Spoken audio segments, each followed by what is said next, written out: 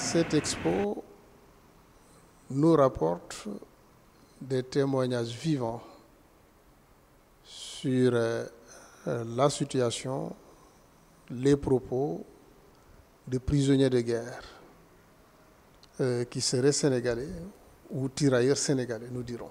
Me concernant, je suis extrêmement ému à l'écoute de ces témoignages qui démontrent d'une part qu'il y a eu une vie dans les camps de concentration où ces prisonniers étaient en situation de captivité.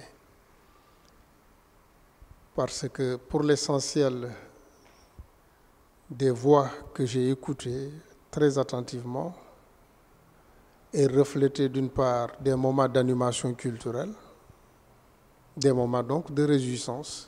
Ces prisonniers donc se donnaient du plaisir à l'intérieur du camp de concentration. Donc il y avait bel et bien une vie.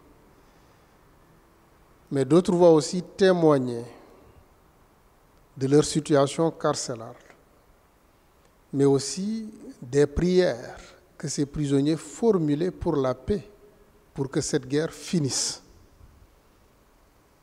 étant protagonistes, même si dans une situation du destin, on dirait tout simplement, parce que ce n'est pas leur guerre.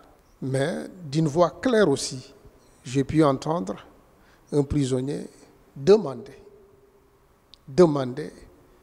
que les protagonistes, en tout cas vraiment, s'engagent vers une solution de paix.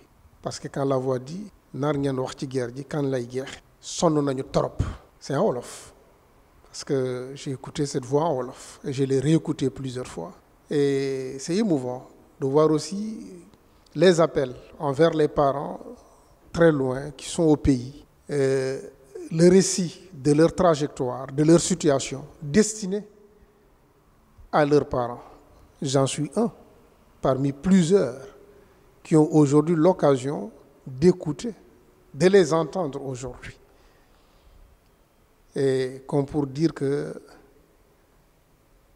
une parole lancée est toujours destinée à être entendue. Et c'est là que je salue aussi la disponibilité du gouvernement allemand qui fait énormément d'efforts dans le cadre de la restitution des biens du patrimoine culturel africain.